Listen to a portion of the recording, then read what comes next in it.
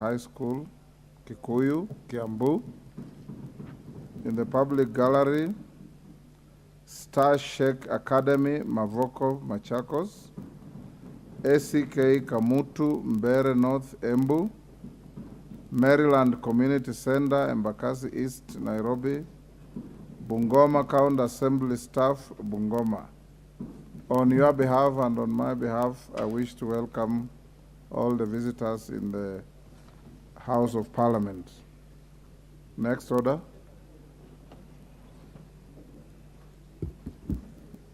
Order number 5, papers. Majority. Owen. Thank you, Honorable Speaker. Honorable Speaker, I beg to lay the following papers on the table of the House today, Wednesday, March 8th, 2023, in the afternoon sitting. 1. Reports of the Auditor General and financial statements in respect of the following institutions for the year ended 30th June 2021 and the certificates therein.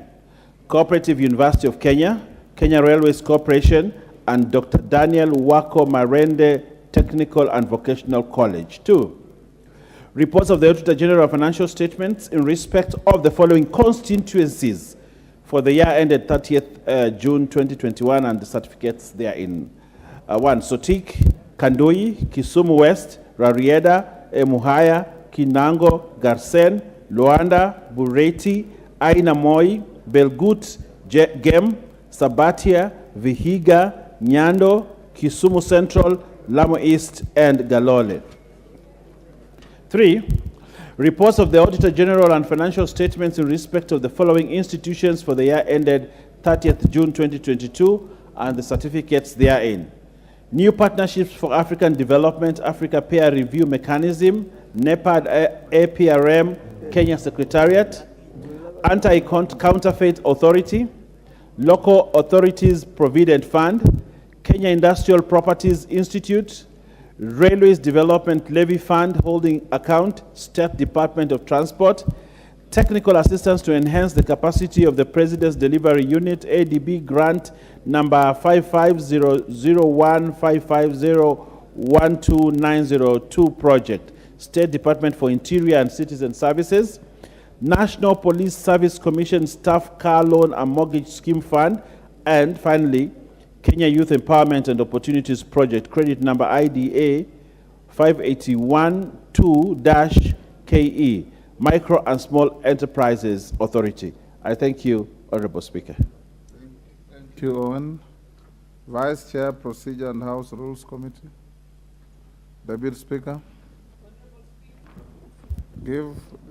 Honorable Speaker, I beg to lay the following paper on the table of the House today, Wednesday, 8th March 2023, the 6th report of the Procedure and House Rules Committee on amendments to the standing orders. Thank you, Honorable Speaker.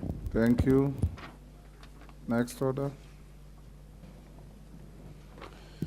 Order number 6, notices of motion. Deputy Speaker.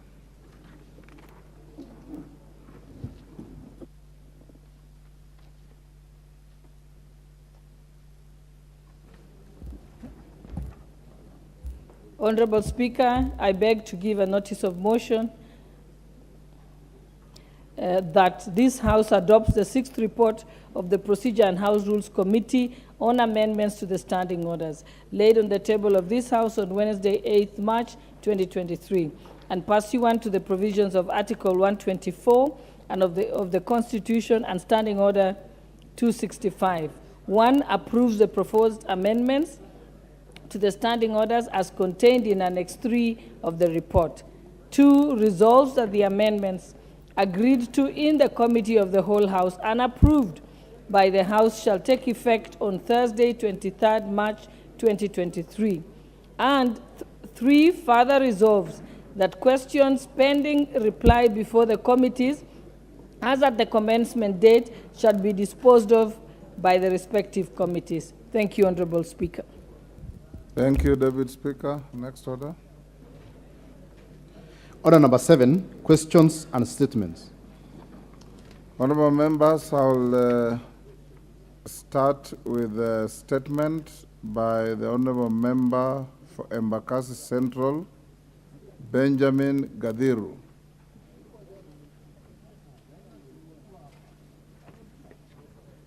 Where's the honorable member?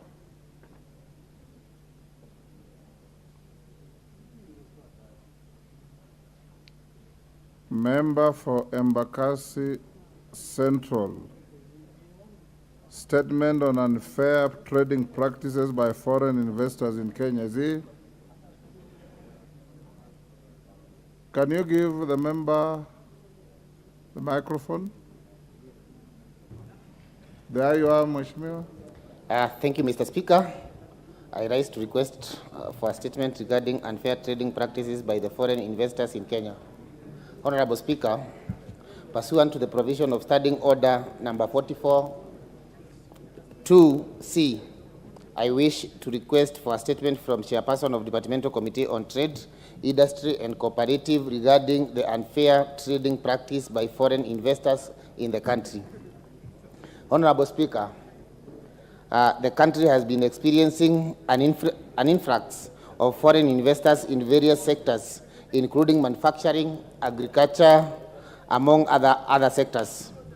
While this investment can bring much needed capital and expertise, there have been a concern that such investments, particularly in trade, are also occasioning unfair competition from local business to local businesses, especially micro, small and medium enterprise MSMEs in Nairobi City and surrounding counties.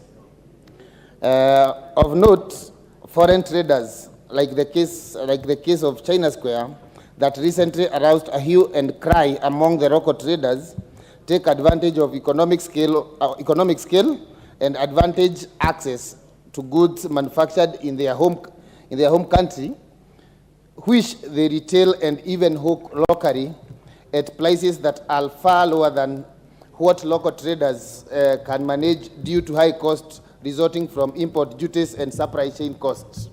Honorable Speaker, the impact of the unfair competition and trading practice is significant, and if not checked, local traders stand the risk of operating at a loss or being forced either to exit the market, which will result to loss of jobs, decline in national revenue, and general reversal of the significant gains that we have so far been made growing the economy from the base.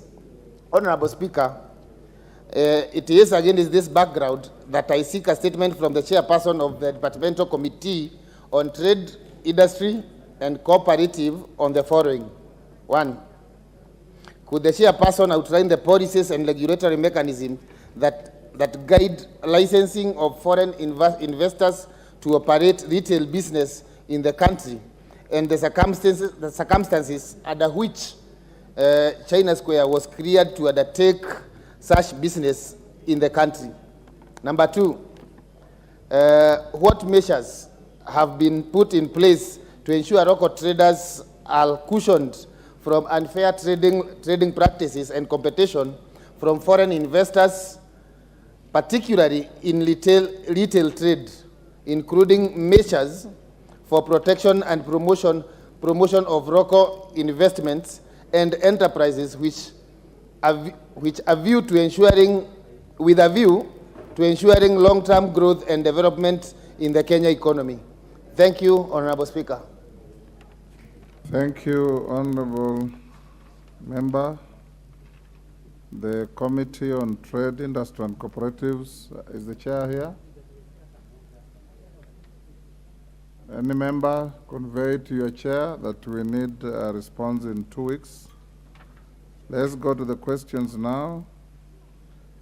The first question, 026, Honorable Rindikiri Mwiridhania. Thank you, Mr. Speaker. Pursuant to the provisions of the Standing Order 42A5, I wish to ask the following question. Question number 026/2023. Could the Cabinet Secretary explain the criteria used by the Ministry to categorize some regions in the country as arid and semi-arid land ourselves. Could the government consider reviewing the criteria used and categorize Boro constituency as arid and semi-arid region, considering that the aridity index is high in the most part of the constituency? Thank you, Mr. Speaker. Departmental Committee on Regional Development, is the chair here? Expect the answer in response in 2 weeks. Next, the Honorable Aduma Owor MP, question 027. Member for Nyakach. Thank you, Mr. Speaker. This is the one and the only member for Nyakach. Thank you, Mr. Speaker. My question is also pursuant to Standing Order 42A 5. Chair, my question is to the Cabinet Secretary for Tourism and Wildlife and Heritage.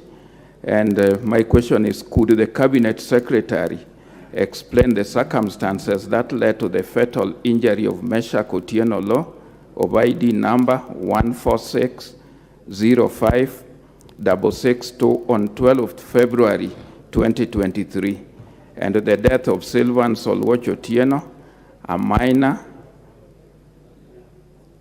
on the 19th February 2023 following an attack by the stray hippopotamus in the area. Mr. Speaker, I would want the Cabinet Secretary to state why no actions have been taken to address the above listed cases, which were reported to Sondu Muriu Police Station and also to the Kenya Wildlife Region Office in Kisumu.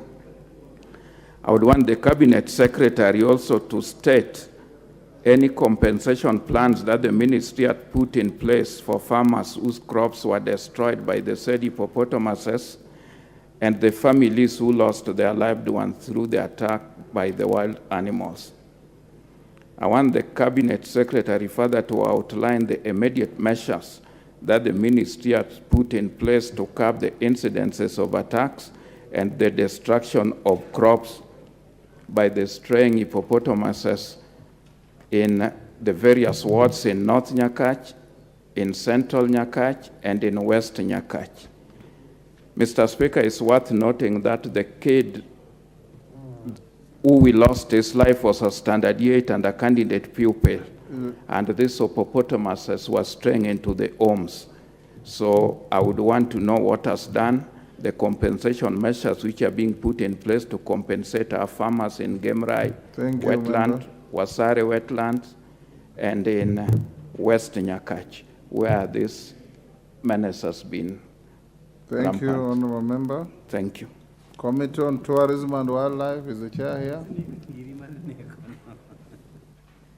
Member, any member, inform your chair. We need an answer in 2 weeks. Member for Matungulu, Stephen Mule, question 028. Thank you very much, Mr. Speaker. Pursuant to provision of Standing Order number 42S, sub 5, I want to ask the following question to the Cabinet Secretary for the National Treasury and Economic Planning. Could the Cabinet Secretary, one, explain the circumstances that have led to the payouts of over $2.8 million in legal fee between the year 2014 and 2020 by the East African Development Bank, of which the Republic of Kenya is a shareholder under the East African Treaty. 2, clarify the term of the tenure of the Office of the Director General of the said bank and confirm if the current holder is lawful in office. 3, the state the reasons why the shareholders in the said bank, particularly Kenya, who is one of the main shareholders, which with the largest shares holding within the bank, have not been paid any dividend during the tenure I've stated above from 2014 to 2022 under the tenure of the Director General. 4, The Cabinet Secretary states the measures being taken by the Ministry of National Treasury and Economic Planning to safeguard Kenyans taxpayers' money held at the bank at the headquarters in Uganda. Thank you, Mr. Speaker. Thank you, Honorable Mule. Chair, Departmental Committee on Finance and National Planning.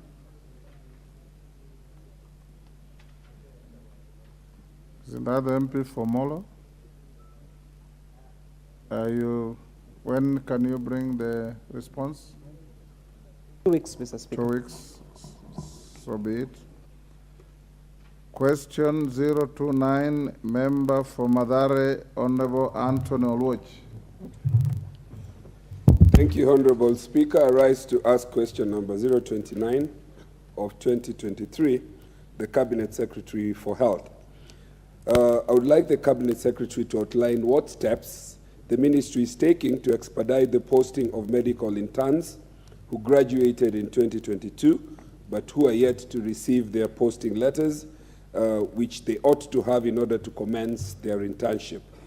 I would also like the Cabinet Secretary to explain what measures the ministry is taking to fast-track internship for affected students, noted that they cannot practice anywhere in the country until they obtain medical licenses, which are a prerequisite upon completion of internship.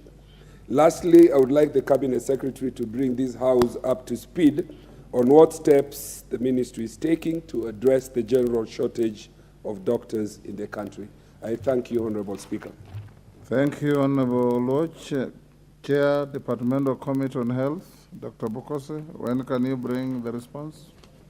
Thank you, Mr. Speaker, and I want to thank Honorable Lodge for that question. I'll be able to bring the question to the House in 2 weeks' time. Thank you. The next question, 030, the Honorable Jared Okello, Member for Nyando. I thank you, Honorable Speaker, and permit me firstly to congratulate you, Bwana Speaker. You have added an additional feather in your hat. And now you are right, Honorable Moses Masika Wetangula Udhiambo, Doctor. Congratulations. Where does Odhiambo come from? To have a doctor, to have a doctorate, you have to be an Odhiambo? It goes without saying, Honorable Speaker, that we have told people not to throw stones aimlessly. Yes. Past Kericho all the way to Bosia Board. Yes. Otherwise, you can hit a professor or a doctor. And going forward, we shall be very careful protecting you within the compound, Honorable Speaker. No stones shall be thrown where you are. Go ahead. Honorable Speaker, my question goes to the Cabinet Secretary for Agriculture and Agriculture and Livestock. Could the Cabinet Secretary explain the interventions that the ministry has instituted to mitigate and end the huge losses suffered by rice farmers in West Kano under Ahero irrigation schemes due to long period of drought and invasion by Quilea birds that consume approximately 20,000 tons of rice in every harvest? And number two, and finally, would the ministry state steps it will be taking to compensate farmers who have experienced major losses through the aforementioned occurrences? And I thank you, Honorable Speaker. Thank you, Jared. Chair, Departmental Committee on Agriculture and Livestock. Mutunga, is he here? Members of the committee inform the chair to bring the answer in 2 weeks. Next order, that's the end of question time and statements. Order number 8, procedural motion, extension of period for consideration of certain public petitions. Chairperson, public petitions. Yes, member for Turbo, proceed. Thank you. Thank you, Honorable Speaker.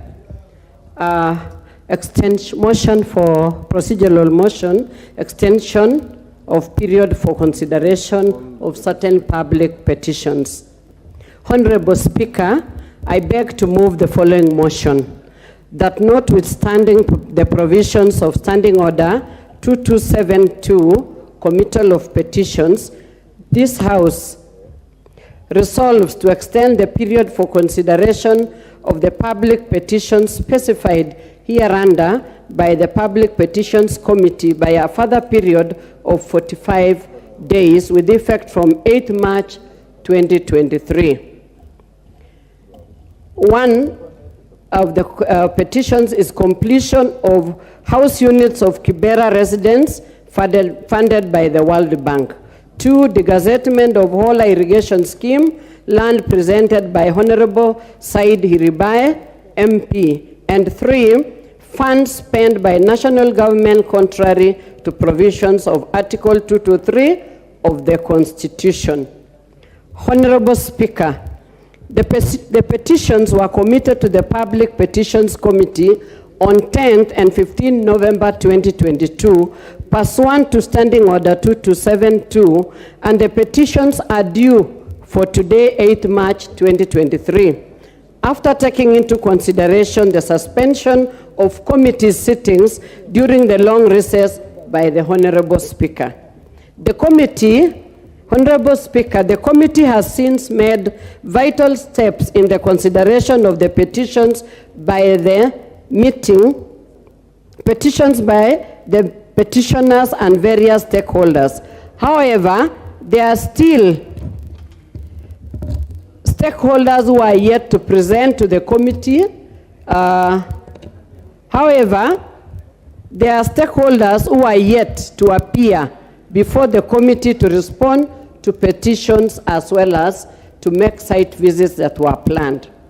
Honorable Speaker, the committee is dedicated and keen on pursuing the matters referred to the committee to finality and to provide relevant responses to the petitioners.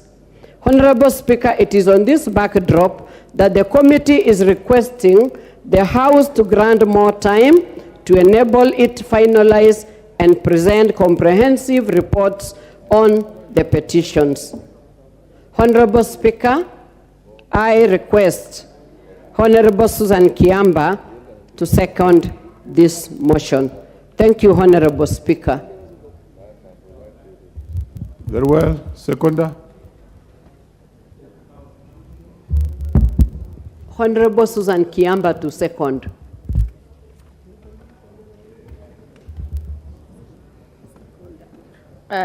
Thank you, Mr. Speaker.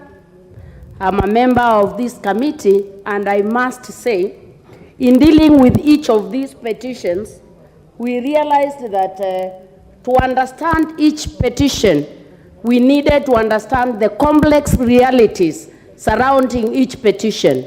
And this required an engagement with a wide range of stakeholders that, of course, required more time, and that actually made it quite challenging for us to really complete the assignment as had already been planned. Secondly, in dealing with petitions, we realized that it's not an issue of linear progression. It's a back and forth exercise that actually saw us sometimes have to go back and meet several stakeholders several times, not mentioning the fact that there are those stakeholders who would not be available at the time we would actually require them. And based on all these realities, Honorable Speaker, I beg to second. Thank you.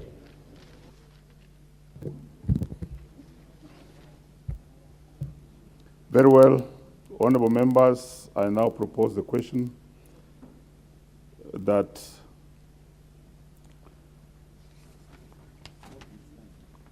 notwithstanding, very well, that notwithstanding the provisions of Standing Order 2272, Committal of Petitions, this House resolves to extend the period for consideration of the public petitions specified here under by the Public Petitions Committee 1. Completion of house units for Kibera residents funded by the World Bank. 2. The gazettement of whole irrigation scheme land presented by the Horn Side Hirimbai MP. And 3. Funds spent by the national government contrary to provisions of Article 223 of the Constitution.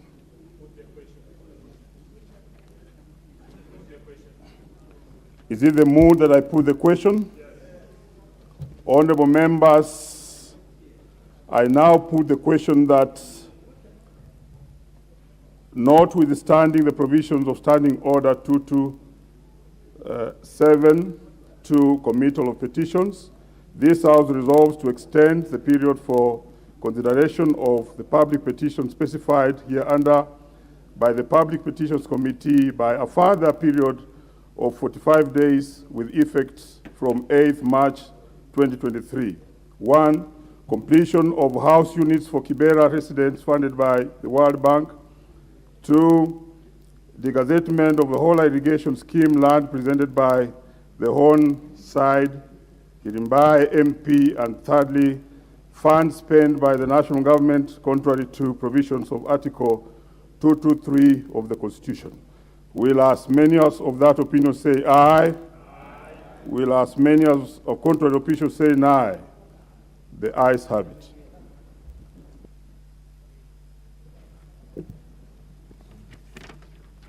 Order number 9, the National Rating Bill, National Assembly Bill number 55 of 2022, first reading. A bill for an act of parliament to provide a comprehensive framework for imposition of rates on land and buildings by county governments, to provide for then valuation of rateable property, to provide for the appointment and powers of valuers, to provide for the establishment powers and functions of the National Rating Tribunal, and for connected purposes. Order number 10, special motion. Consideration of a nominee for appointment as the Deputy Governor of the Central Bank of Kenya.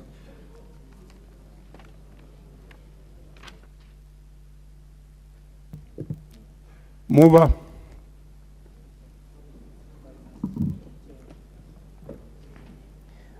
Thank you, Honorable Speaker. I beg to move that this House adopts the report of the Joint Committee on National Assembly and Senate and approves the nomination of Dr. Susan Jemtai Koech as a Deputy Governor, Central Bank. Honorable Speaker, the motion. Please read the motion as it is in the order paper.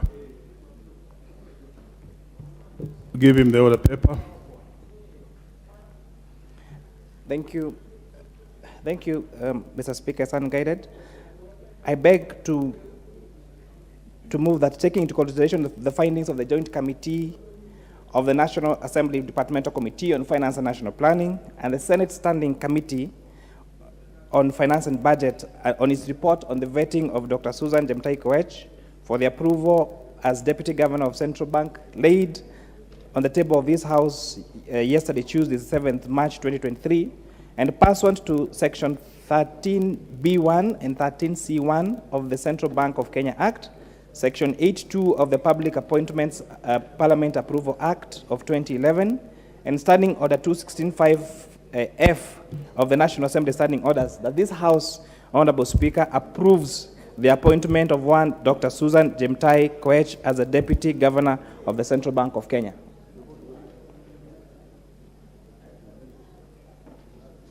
Proceed to move. Honorable Speaker, I beg that this House adopts the report of the Joint Committee of Finance and National Planning and the Standing Committee on Finance and Budget of the Senate, that we approve Dr. Susan Jemtai Koech. Honorable Speaker, during this day, great day that we celebrate International Women's Day, when I imagine, Mr. Speaker, a gender equal world, when I imagine a world free of bias, stereotypes, and discrimination, when I imagine a world that's diverse, equitable, and inclusive, when I imagine a world where difference is valued and celebrated, then this House today will go in the books of history as having contributed to putting women in leadership and putting influential, qualified, competent women at where it matters, the decision-making table, Mr. Speaker. And I would like to congratulate all the leaders in this House. And I know most of our women leaders are in New York, but the ones that are here led by our Deputy Speaker, Madam Boss, and all the women of this House, we celebrate you today. All the women of this country that are captains in their respective fields, whether it is banking, whether it is finance, whether it is construction, whether it is political leadership, whether it's in academia, we celebrate you today. We celebrate all our women that are hardly celebrated at home, who make sure that our meals are cooked, our clothes are pressed, our diaries are diarized, our beds are made, our places are clean. We celebrate you today, our great women of this country. Honorable Speaker, Article 231(1) of the Constitution establishes the Central Bank of Kenya, whose mandate is as follows: to formulate monetary policy, to promote price stability, to issue currency, and to oversight financial sector, and perform other functions as may be conferred by an act of Parliament. Section 13(b)(1) of the Central Bank Act, Cap 491, Honorable Speaker, establishes the office of the Deputy Governor, who shall be appointed by the President through a transparent, competent process and with the approval of Parliament. The Deputy Governors, Mr. Speaker, shall perform such functions as a governor may assign them. Honorable Speaker,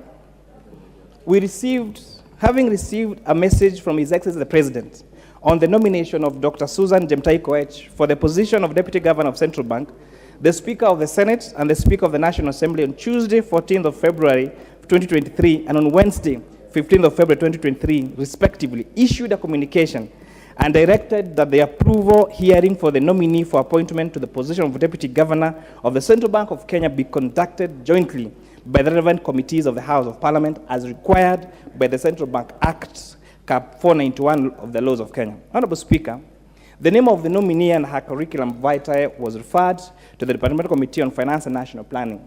The committee held preliminary joint sittings on Tuesday, 28th of February 2023, to prepare for the approval hearing and consider the memoranda received by the public.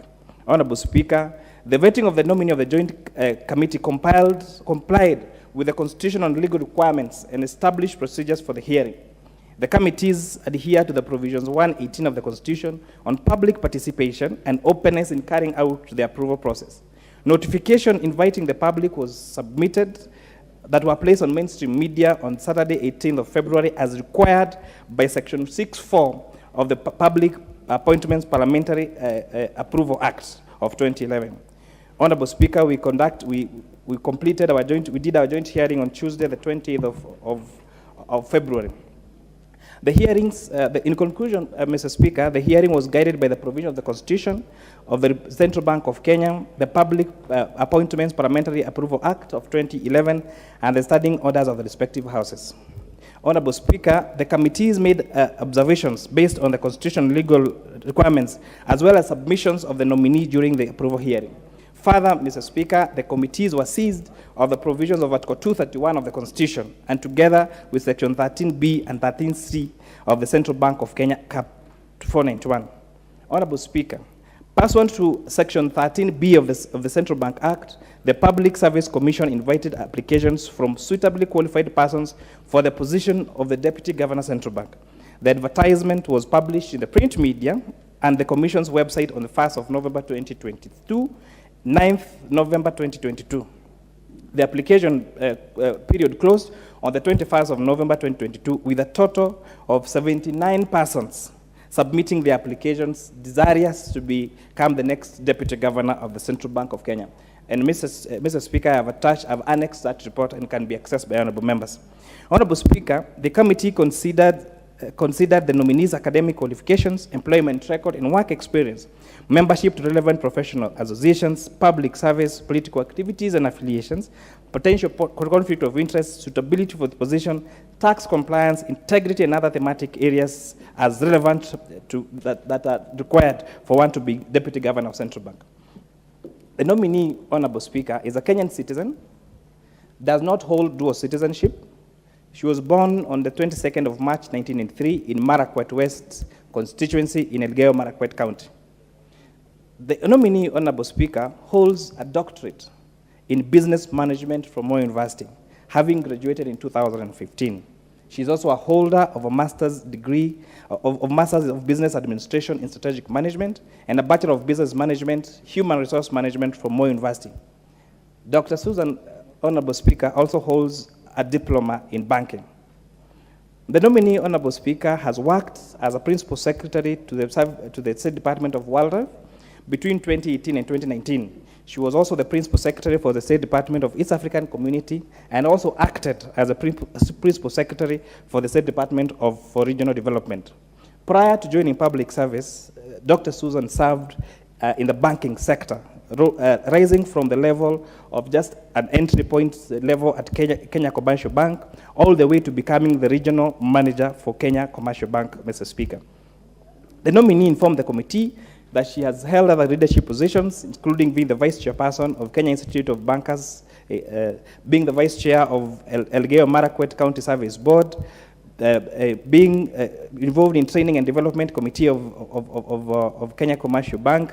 He's a member of Kenya Institute of Bankers. He's a member of Kenya Institute of Management. She's also a part-time lecturer at Mount Kenya University, BAM Chairperson. She has served as a BM Chairperson at St. Peter's Kapkata Secondary School, as a patron of Suruet Cooperative Society, and as a BOM Chair of St. Francis Girls School, Suwero. Honorable Speaker, the nominee has extensive experience in banking.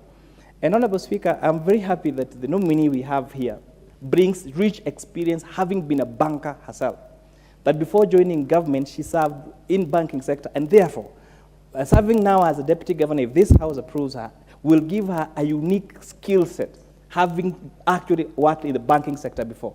In fact, when you're doing the interview, you're telling her perhaps she was even doing the wrong job, being the PS for wildlife and everything else. This is where she really belongs, because it matches her academic qualifications, it matches her long experience as a banker with Kenya Commercial Bank, and has also demonstrated a lot of interest, including even continued membership in this in Kenya Bankers Association. The nominee, Mr. Speaker, it was a considered opinion that meets Chapter 6 of the Constitution on Leadership and Integrity, having been issued with clearance certificate from the relevant agencies, and that is EACC, KRA, DCI, Office, ORPP, and Higher Education Transport.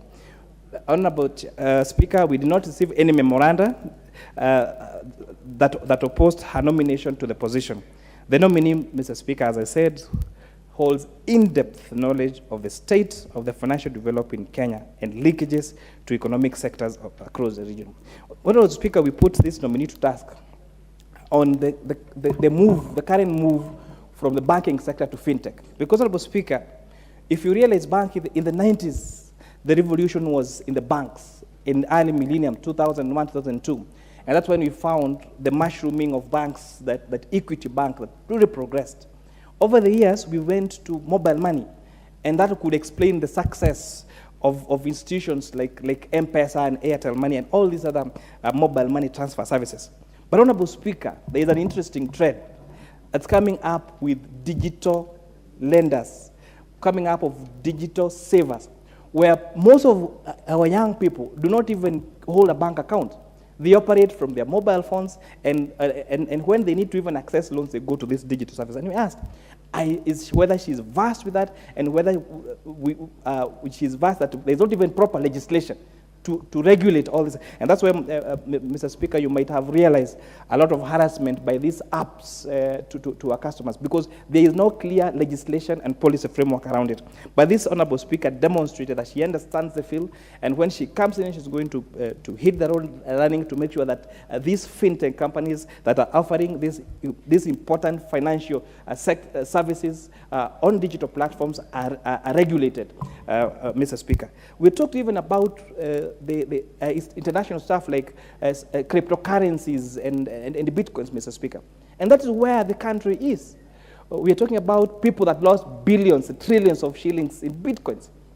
And nowadays, even a new trend of forex trading, where we have many people who are doing some legitimate business, others illegitimate business on Forex. And someone will tell you, I am able to multiply your money and make so much money by just on Forex trading.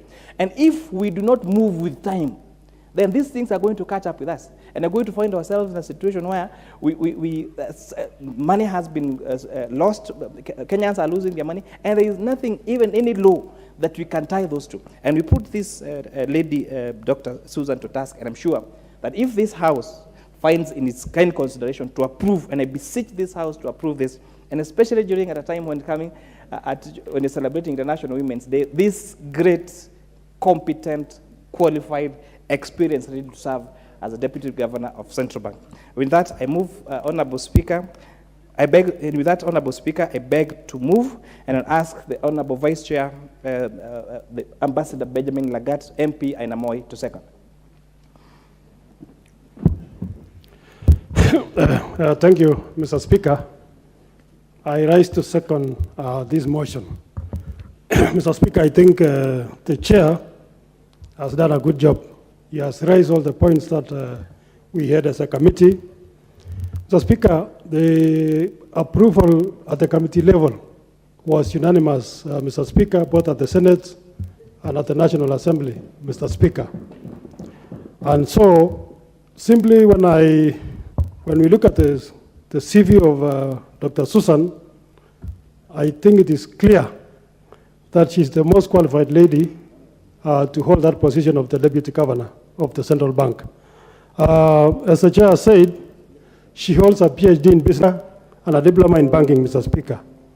Mr. Speaker, in terms of experience, she has held leadership positions in this country as a Principal Secretary for East Africa Community from 2018 to 2019, and also Principal Secretary for the State Department of Wildlife from 2019 to 2022. Mr. Speaker, the committee is expected to check the suitability of the nominee, Mr. Speaker. And the suitability is checked, Mr. Speaker, we check it through academic qualifications, the experience of the person, and the integrity of that person, Mr. Speaker. And as I said, she qualified in terms of experience, she qualifies in terms of the academic qualification, Mr. Speaker, and she has no integrity issues. Mr. Speaker, I want to ask the House to approve the nominee and we release her to go and start the job, Mr. Speaker. As we speak today, we have several challenges in terms of our economy, Mr. Speaker. Our Kenya shilling is depreciating, Mr. Speaker. I think in the last 1 year, we have seen the Kenya shilling depreciating by over 30%, Mr. Speaker, from 100 shillings to $1 to 135, Mr. Speaker. The cost of living, Mr. Speaker, is still an issue. So I think I want to ask the House to approve the nominee so that she can help to, in terms of resolving all those issues, Mr. Speaker. Mr. Speaker, I want to request the House to support, and I second, Mr. Speaker. Honorable members, I now propose the question that, taking into consideration the findings of the Joint Committee of the National Assembly Departmental Committee on Finance and National Planning and Senate Standing Committee on Finance and Budget in its report on vetting of Dr. Susan Jemtai Koech for approval as Deputy Governor of the Central Bank of Kenya, laid on the table of the House on Tuesday, 7 March 2023, and pursuant to Section 13B1 and 13C1 of the Central Bank of Kenya Act, Section 8.2 of the Public Appointments Parliamentary Approval Act 2011 and Standing Order 216.5F of the National Assembly, Standing Orders, this House approves the appointment of Dr. Susan Jemtai Koech as Deputy Governor of the Central Bank of Kenya.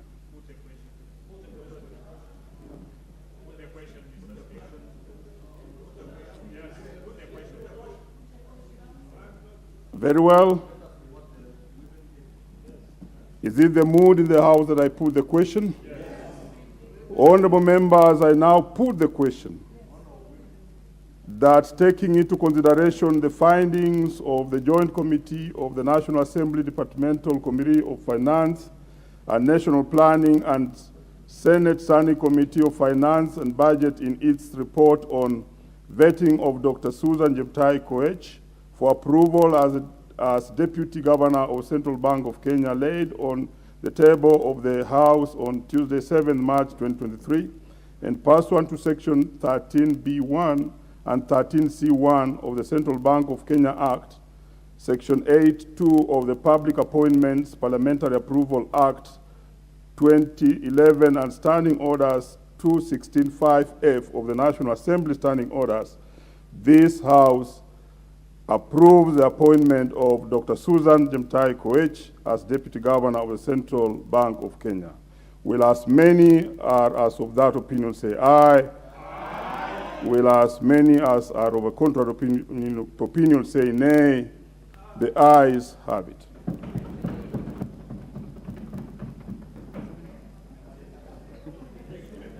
Next order. Order number 11, motion, general debate on the proposal to Parliament to consider amending the Constitution and the standing orders. Resumption of debate.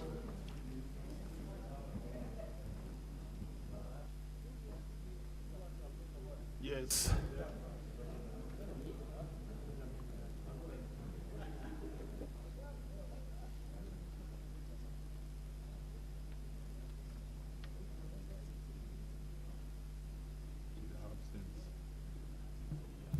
Very well. On this motion, we had Honorable Jessica Mbalu. Yes. I raised the issue that we probably don't have a quorum in this House. Yeah, but it's true. Yes. It is true. For purposes that it is true. Very well.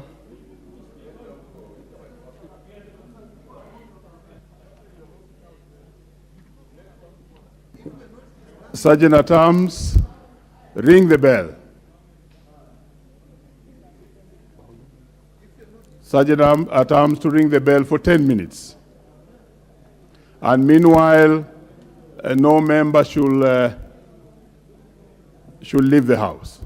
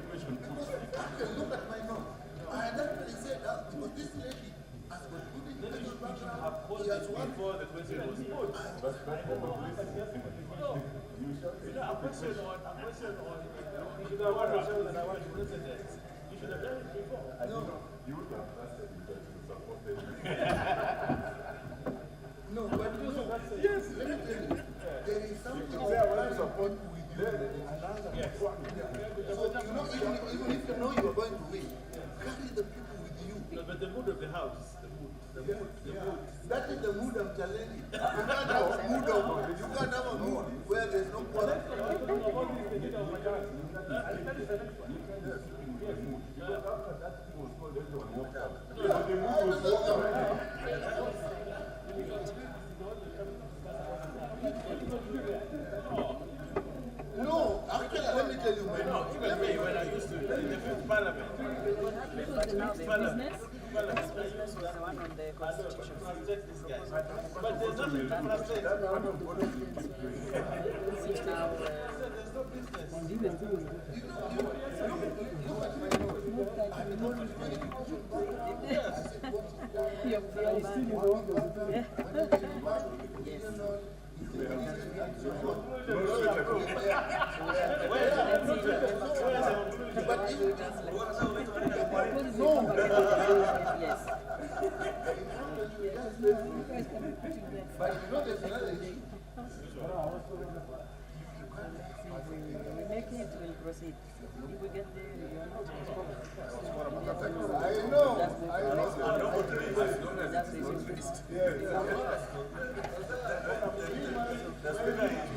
My view is, if you don't, what more do you want us to discuss this afternoon?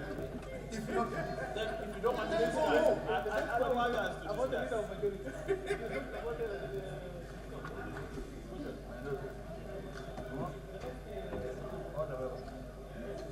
No, this is what I think.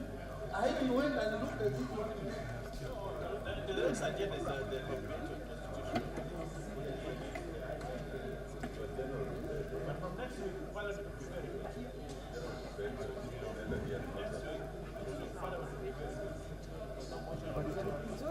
I want to establish whether my card is working. Like now, have I logged in? Yes, you are logged in.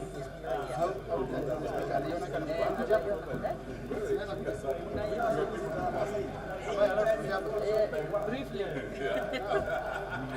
Now,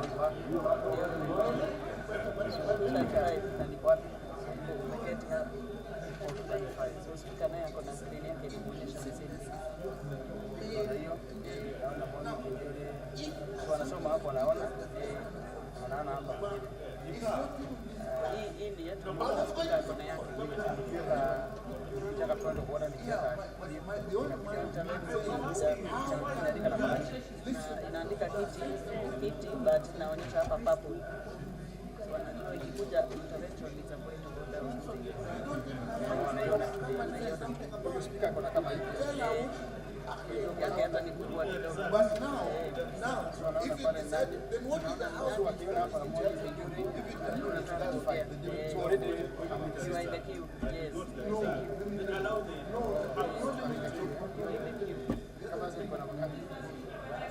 there are 17 requests, so you are number 17. Ukiondoa kadi alafu niulize tena, napotea. Utarudi mwisho. So in case utarudi tu mwisho. In case ilikuwa save ilikuwa hapa nyuma. Huyu akitoa arudishe.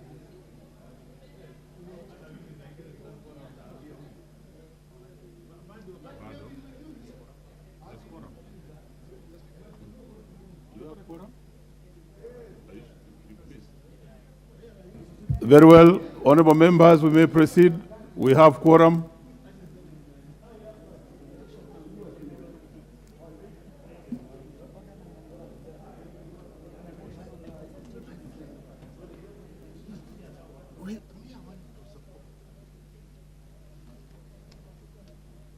Deputy Governor of Central Bank, not even a word. This is history. History has been made. Honorable members, order. We are on order number 11. General debate on the proposal to Parliament to consider amending the Constitution and the standing orders. Order members, on next to contribute on this is Honorable Joseph Emathe of Turkana Central. Is she in the house? In her absence, could we have, is she there? Joseph, is he there? Proceed, Joseph, give him the microphone. Honorable Joseph, you may proceed. Thank you, Honorable Speaker. From the onset, I support the motion on amending the Constitution, and it is critical that we consider the three issues as raised and ensure that the Constitution actually speaks in respect to these emerging issues as communicated. And Honorable Speaker, it is important to consider that the President is giving us a good foundation to ensure that issues of checking government and ensuring that duties are segregated and that we have ministers come into this house is a very important and pertinent issue.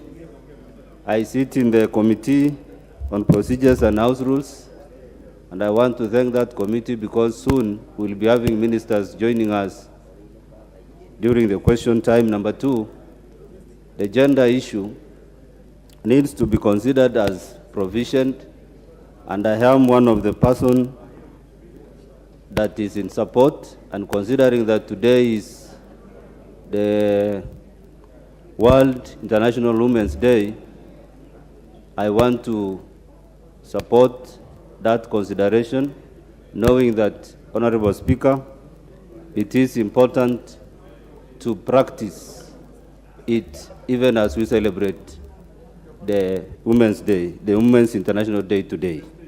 Thank you, Honorable Speaker. That's what I wanted to mention.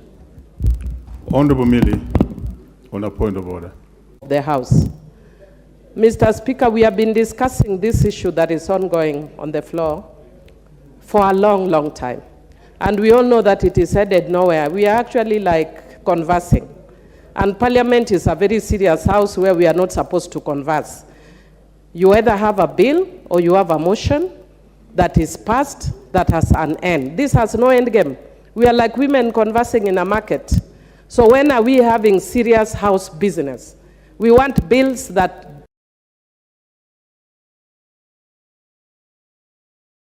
Kenyans, instead of amorphous issues, which are not motions, they are not bills, they are, I don't know what they are. It's like a jelly. Neither here nor there, Mr. Speaker. So can the House leadership, I know Ichungwa was a very effective chairman of budget. I don't know if he was given the wrong docket, because since he became a majority leader, he's just bringing us amorphous things. I even have a bill which you can bring here, family reproductive health care bill, which is already matured. You can bring it and we discuss serious issues affecting reproductive issues so that we don't have a senator going to the other house with stained panties. Let us discuss issues that we can move forward. Some of us are very serious and want to move forward. We don't want to just come here and converse. Oh, there should be what? There should be cabinet secretaries. There should be women representation. Without a bill, we are just conversing. We either have a bill or a motion. So, otherwise, we are not spending our time usefully. So what's your point of order? My point of order is that the House leadership needs to bring a substantive issue on the House so that we use our time meaningfully. Because we actually have so many multiple roles. I've just run from a budget committee where we are dealing with budget policy statements to come and discuss. Then I'm coming to the marketplace very again. Well, very honestly. Well. You've been heard now. Leader. Thank you, Honorable Speaker, and I hear what the Honorable Millie is saying, and she has every justification to say whatever she is saying, and her views are well noted, more so by the House Business Committee. But Millie is not a first-time member of Parliament. If anything, now she qualifies to be the grandmother of this House. And she's actually our grandmother in the House. And she knows it is a House Business Committee that schedules business to be transacted in the House, not the leader of majority. I'm sure she knows that. But I know since she just wanted my attention, I've given her that attention. And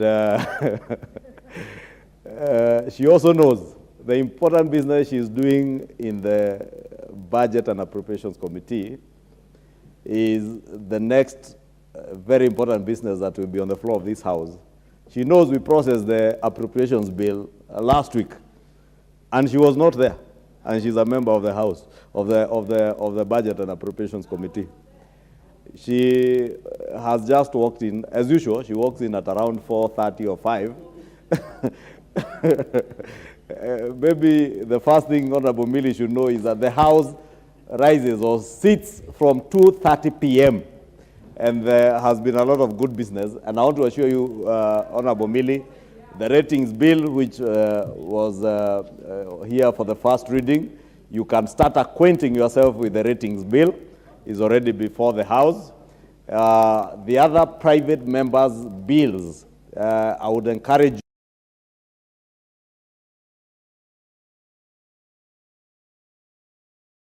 purport, because I have not seen anything of the nature of the bill you purport to be before the House Business Committee.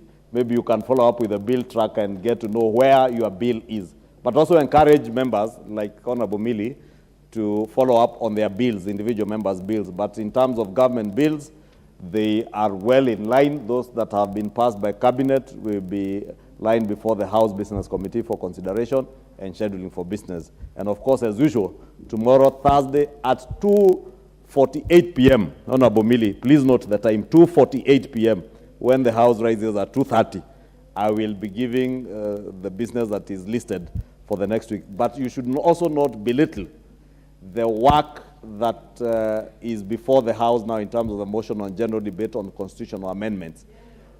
Part of what the Deputy Speaker tabled this afternoon while you are away, and I know your ultimatum with your party leader was ending today, probably that is what you are working on. But while you are away, the standing orders report by the House Procedures Committee was tabled and is scheduled hopefully for debate tomorrow afternoon. It is good that you be there because I'm sure at one point you have worked in the House Procedures Committee, and it will be good to hear your contribution to that. Otherwise, there is a lot of business lined up, and just to encourage you to be appearing in the House in good time, not at 5 p.m. when everybody is about to leave. But I was saying, Honorable Millie, is don't belittle the contributions. I know there are about 100 members, yes, plus, Mr. Speaker, who have contributed to this general debate on constitutional amendments. And this debate is not for nothing. It will inform what will come eventually into the constitutional amendment bills on the 2/3 gender rule that I know is very dear to the Honorable Millie Odhiambo, on the creation of the office of an official leader of opposition, and on the creation, anchoring our NGCDF, Senators Oversight Fund, and GAF in our constitution. Therefore, it's only fair that you allow those, and I know you may or you may not have contributed, allow the members who are here who may not have contributed to that general debate to contribute so that they enrich what will eventually get into the bill. Therefore, it should not be seen like that bill, that particular motion is superfluous or wasting the House's time. It forms part of what will inform what eventually gets into the bill. Thank you. Very well. I think that matter is settled, and there are members who want to speak on this particular motion. Next, we shall have the member for Butula, Joseph Oyula. I know there are many members who have not spoken on this, and they want a chance to speak on it. So let's allow them to also speak on this matter, even if you have spoken on it. Honorable Oyula, you may proceed. Thank you, Mr. Speaker. Mr. Speaker, may I take this opportunity to congratulate our women in Kenya for this International Women's Day, and particularly the women of Butula who supported me to be here. Mr. Speaker, my contribution to the current motion, I support it as far as it does not touch on I support it as far as it touches on the amendment that affects NGDCF and the Women Fund and the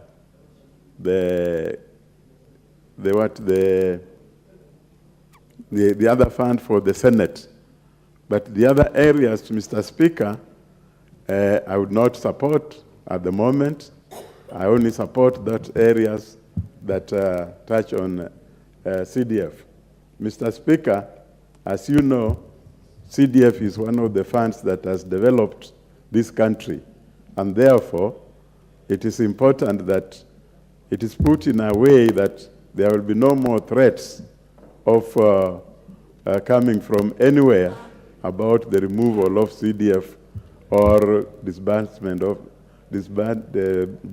CDF.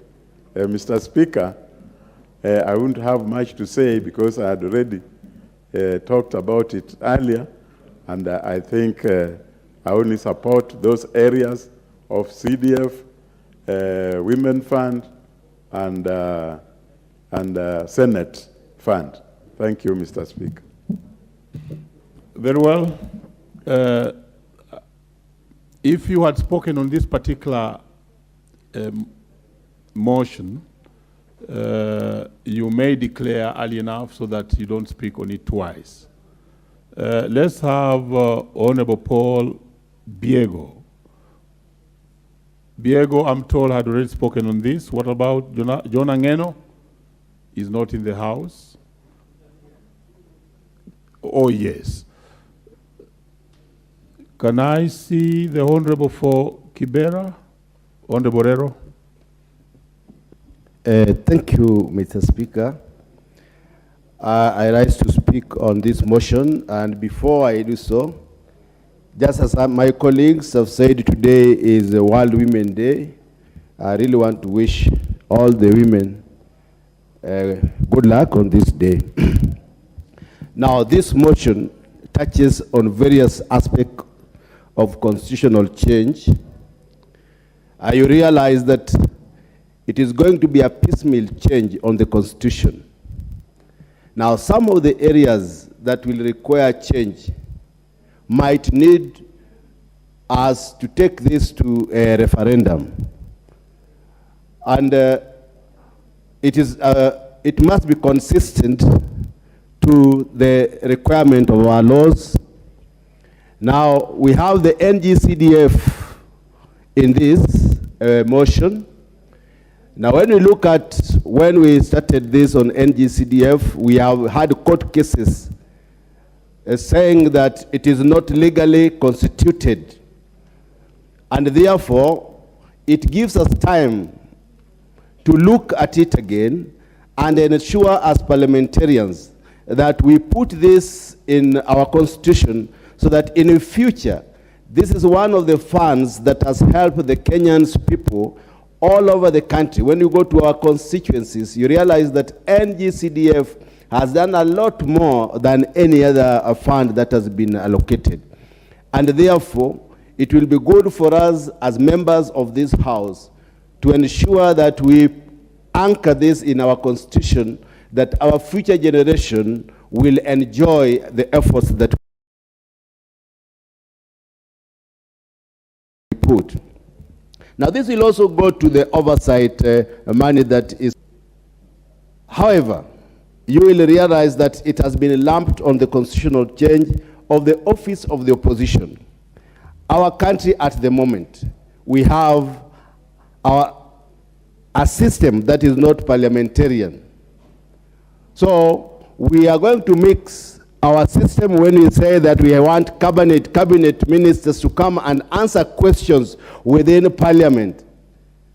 Is it a parliamentary system or is it a presidential system? In a presidential system, we have the leader of majority and we have the leader of minority. We have to relook at it and see whether we are still going to maintain our presidential system or we are going to have a hybrid of presidential and parliamentary system. So before we pass this motion, we must be very, very sure where our country is going. Are we going to have a hybrid system? Or are we really not going to have a presidential system, which is in our constitution of 2010? When we are creating the position, the room for leader of opposition, it must be very, very definite, because in the 2010 constitution, there is a requirement that this will have to go for a referendum. However, I take this chance to support that the NGCDF should be anchored within our constitution, the NGAV, and also the oversight money for the Senate should also be anchored within our constitution. Otherwise, I support those areas. Thank you, Mr. Speaker. Thank you. The Honorable William Kamket.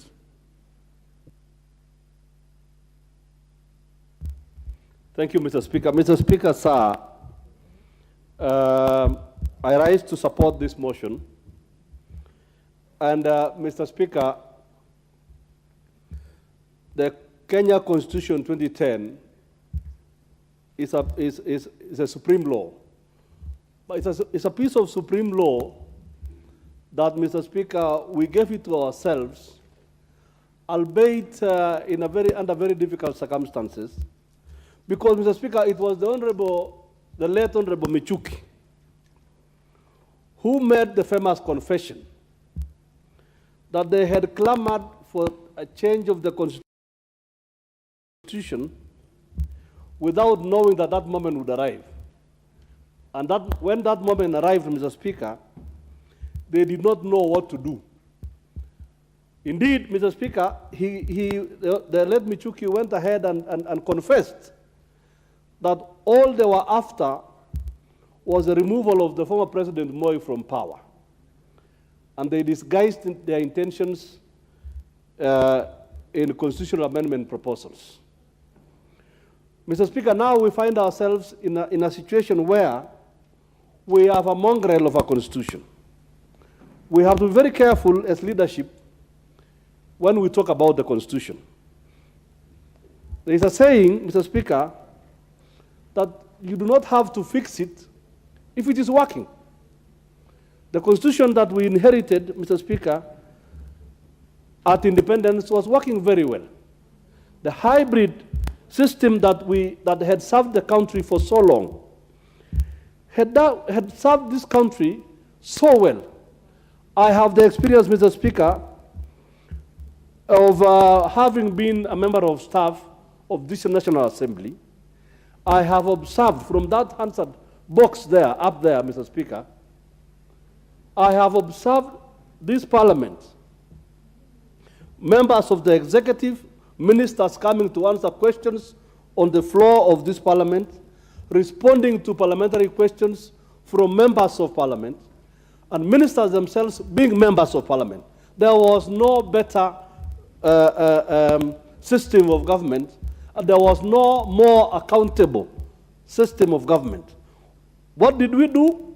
We went ahead, Mr. Speaker, and borrowed some system from, I don't know, from America or where, to create a parliament that is essentially speaking to itself. What do we do in this parliament, Mr. Speaker? We speak to ourselves. Nobody is listening to us. Ministers are busy with their meetings. And, Mr. Speaker, there is no better authority, Mr. Speaker, than the authority of the Speaker making orders to a cabinet minister, Mr. Speaker, when the minister is here seated with us and listening to those orders. When chairpersons of committees, Mr. Speaker, come to answer questions in this parliament, what are we doing? We are speaking to ourselves.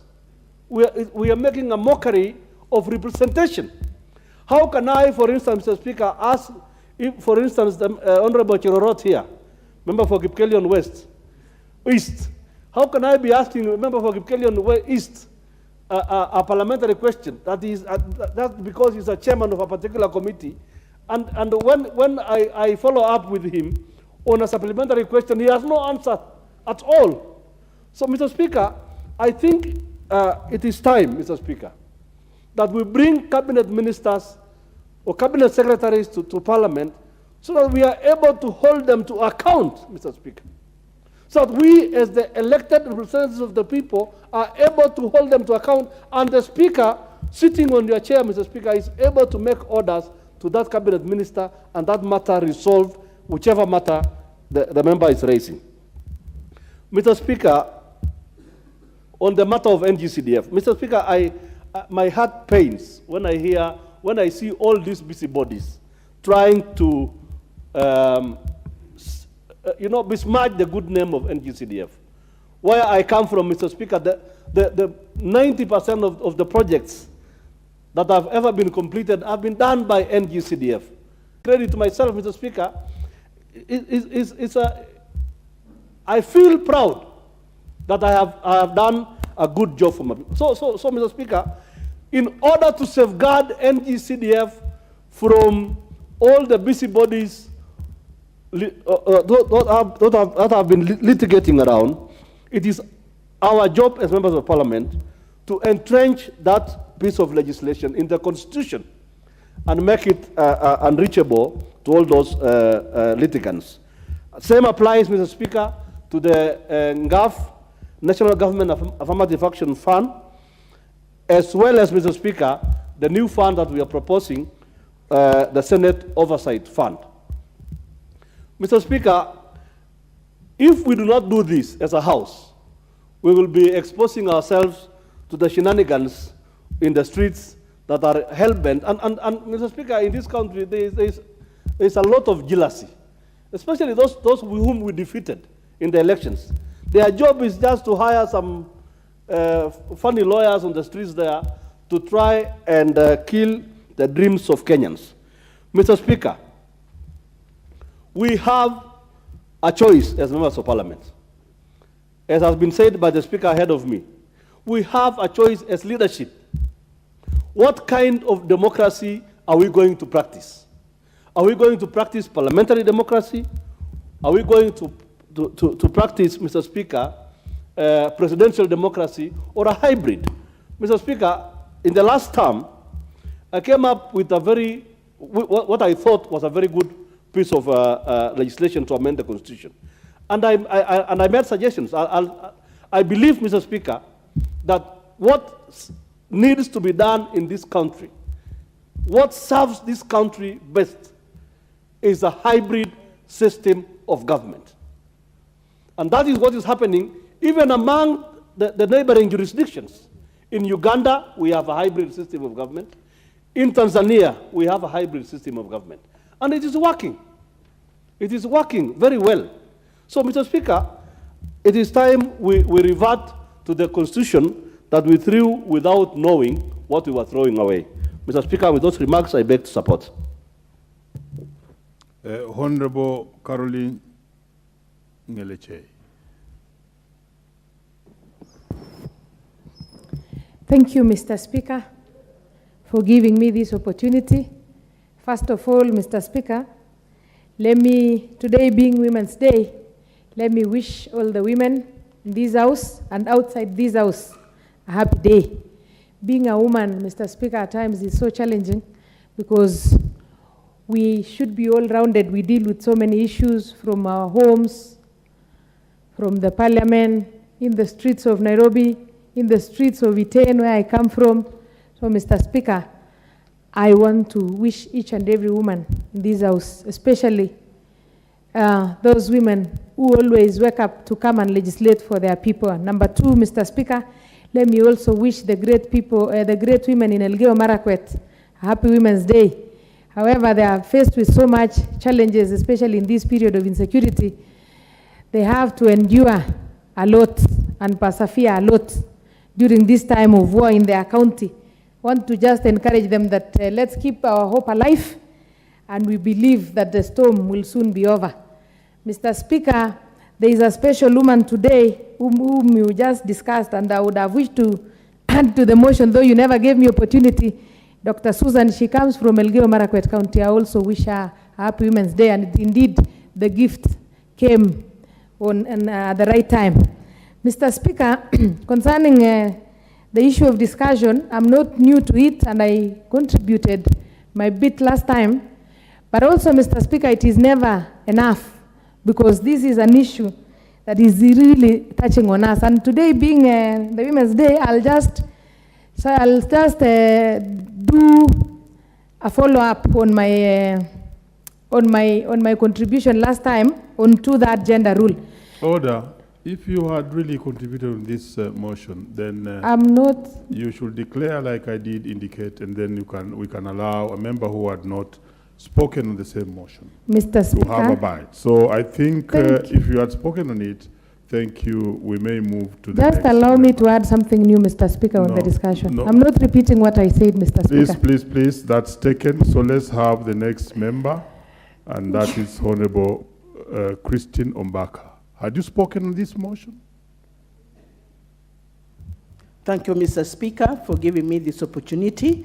Before I contribute, I also want to wish all the women happy International Women's Day. Women work very hard from morning to the next morning. They are always double burdens. They carry the burden of the family. They are working mothers. There are all sorts of work that they do. We celebrate them because they are heroes. In Siaya, I want to say that today I talked to quite a number of them who are celebrating in the stadium, and I want to wish them all the best and to recognize that they are hardworking women and that they are role models and that they are the eye of the community. My contribution to this constitutional amendment will not be a big one, but I just want to highlight the fact that the three funds that we are talking about, CDF, GAF, and the Senate Fund, these are very relevant funds that we really need to entrench in the Constitution, because every member of Parliament needs some funds to control and to also use for various projects that they need to implement in their constituencies. I remember when I first came to this house, 2013, women reps did not have any fund. There was no GAF. We never had this money for 4 years. GAF came into existence in 2016. During that time, between 2013 to 2016, I suffered a lot as a woman rep because I had nothing to contribute to the society. I had no money for bursary, no projects I could implement. I looked so weird in the middle of my fellow members of Parliament who had CDF. I remember that time, Honorable the late Jacoyo Midiwo was my member of Parliament, and we went to many places together. We worked very, very closely, and he accompanied me to many Harambes, and I also accompanied him to Harambes. One day, he carried 1 million to give to a school who were ready to, who wanted to construct a laboratory. I never had any money on me. I had only 10,000 from my pocket, and I looked so out of place when my colleague Midiwo contributed 1 million, and here I was with with only 10,000. People started wondering, are you not members of Parliament together? How come your money, your contribution is so little compared to your colleague Jacoyo Midiwo? It was difficult to explain, but I looked totally embarrassed because my money was far too little compared to what Jacoyo Midiwo was contributing. And that can tell you that if a member of Parliament does not have any fund to control or to make use of in the community, that member of Parliament has a difficult time to convince the community that he or she is a good leader capable of representing them. When GAF came into 2016, we started seeing the light of day. And we have actually worked very hard as women with this little money. So it needs to be entrenched in the Constitution, because as it is right now, it is really within, it's within a Ministry of Youth and Gender, but anybody can remove it when they want it. It is not safe where it is. So I really support that it must be there. And for this, the position of senators, they don't seem to be visible in the community because they have nothing to offer to people. People don't know what role that the senators play because they are no longer, they don't have CDF, they don't have any kind of fund. So their visibility is minimal. And that's why we have every justification that these funds must be introduced to senators so that they too can be seen to be working, they can use the money for oversight, and they will be more visible that way. Right now, their position is a bit precarious, they are not easily recognized, and people really don't know what their roles are.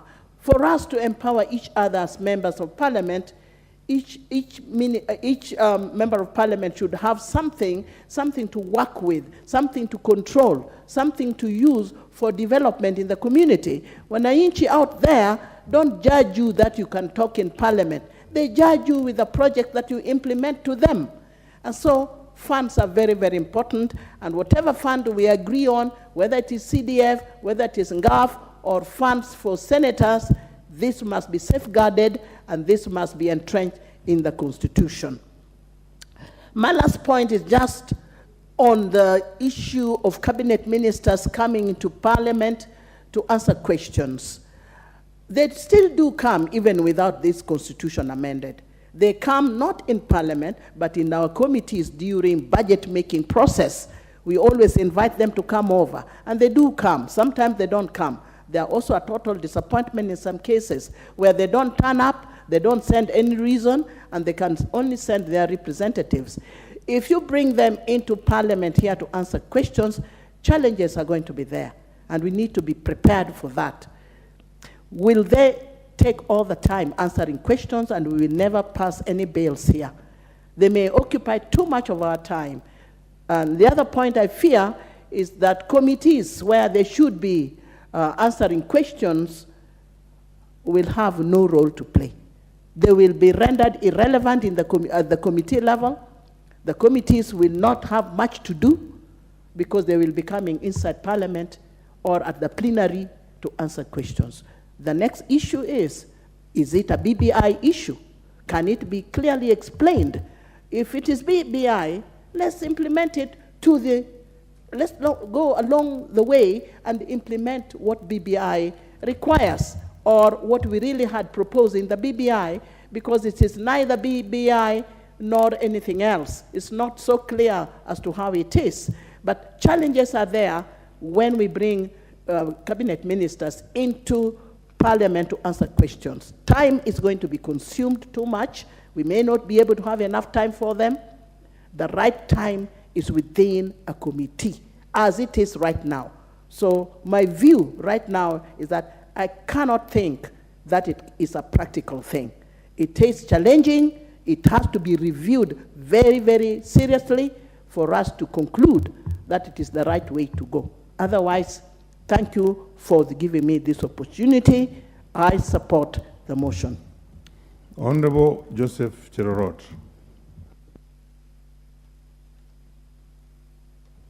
Thank you so much, Mr. Speaker, for giving me this time to contribute also on this motion.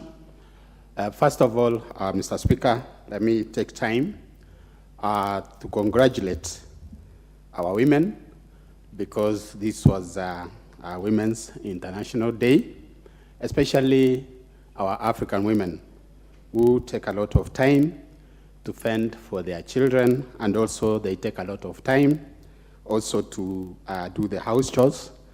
And this one, Mr. Speaker, we give them credit, and I treat them as our heroines. So congratulations to our women because of what they do, and also especially our women in this house who have been participating in the motions, and also they have taken my time also to contribute even for the bills, and also to make sure that they represent their constituencies. Mr. Speaker, we talked a lot about this motion, about the Constitution amendment, and I want to say that in our 2010 Constitution, Mr. Speaker, you remember those days is that we passed the Constitution 2010 while it had some issues, and we used to talk about 20%. So, and I think the Constitution of 2010, Mr. Speaker, we consider the Bill of Rights, and that is why when we have a challenge with the gays and even this LGBTQ that came out the other day, it is because of the Constitution. Mr. Speaker, this amendment that has been brought, I want to say that I support, because it will help us, especially the gender rule, which has been a thorn in flesh in this House, Mr. Speaker. It has taken more time, and our women, especially, they have been fighting for it. And I want to say, Mr. Speaker, I'm grateful that even His Excellency the President is the one who is pushing for this. And as we know, Mr. Speaker, the other day he talked about when we had the International Women's Day celebration, and he mentioned and he said before the end of the year, we'll make sure that we fulfill, especially this issue of the gender rule in our country and even in the Parliament, Mr. Speaker. Mr. Speaker, I think also another thing is about this issue of the CSS coming to the House, Mr. Speaker, to answer questions. This one I can say I support it 100% because, Mr. Speaker, the CSS are the executive, and in most cases, you find that even through the committees, if we do through the committees, the House committees, Mr. Speaker, it is like having a bureaucracy, and it will take my time to sort out issues that are there and even questions which pertains actually the executive. On the issue of these funds, Mr. Speaker, the NGCDF, it has been, there's been a lot of problem, and I know it has even derailed the progress and even the development in our country. We have these activists who have been going to court, and Mr. Speaker, when we have it in the Constitution, if it is entrenched in the Constitution, that fund would be protected. Same thing with the GAF and that one of the new proposed Senate oversight money, Mr. Speaker. So I want to say that this one actually will help us, especially to deliver service as members of Parliament. Mr. Speaker, there is also this issue of opposition office or leader of opposition office.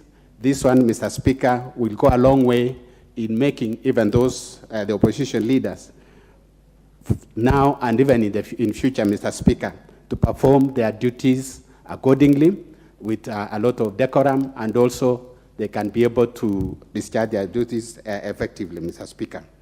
Mr. Speaker, I want to say that for this one I support, and thank you, Mr. Speaker.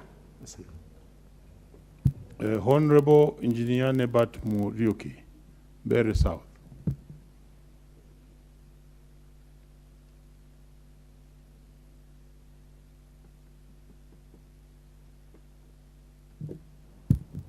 Try the next microphone just close to you. It's already lit. Thank you, Mr. Speaker, for giving me this opportunity to contribute in this very important motion.